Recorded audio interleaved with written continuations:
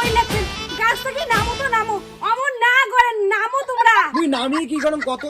তুই এতগুলো কিস্তি নিছিস মোকাটা বত্তাতে মারি ফেলাছিস বাড়ি দেখেন গাড়ি দেখতে তুই একা নিল স্কুটি গাড়ি তা বলে আইফোন বলে লাগে আইফোন নিল আর তো বন্ধন আছে এতগুলো কিস্তি তুই কেমন করে সালামি তুই কত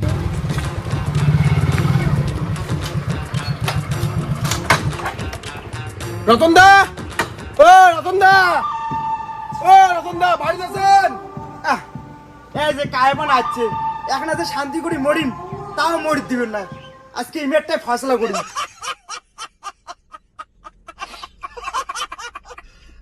ভগবান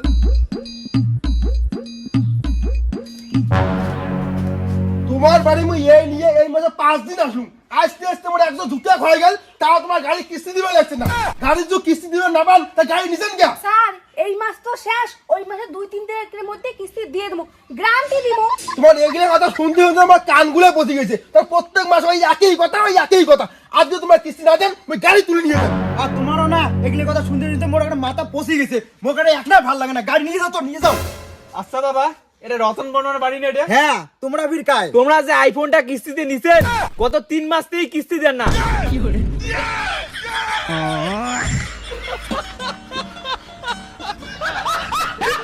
শালার একান জ্বালা শোর নাই হচ্ছে আর একান জ্বালা আসলে হ্যাঁ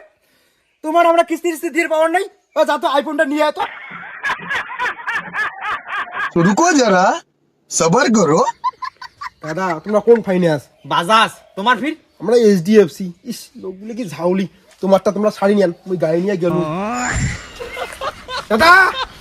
গাড়ি নিয়ে গেলু তোমার যে কিস্তির টাকা হয় কিস্তি দিয়ে গাড়ি ধরে আসেন মোক ফোন করেন বুঝছেন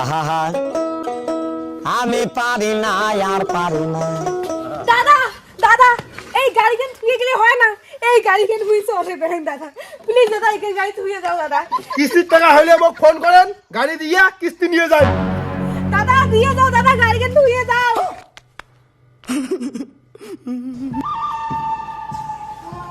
তা দিদি কিস্তি তো দিতে পারবেন না যখন টাকা হবে তখন না মোবাইলটা নেন দেন মোবাইল দেন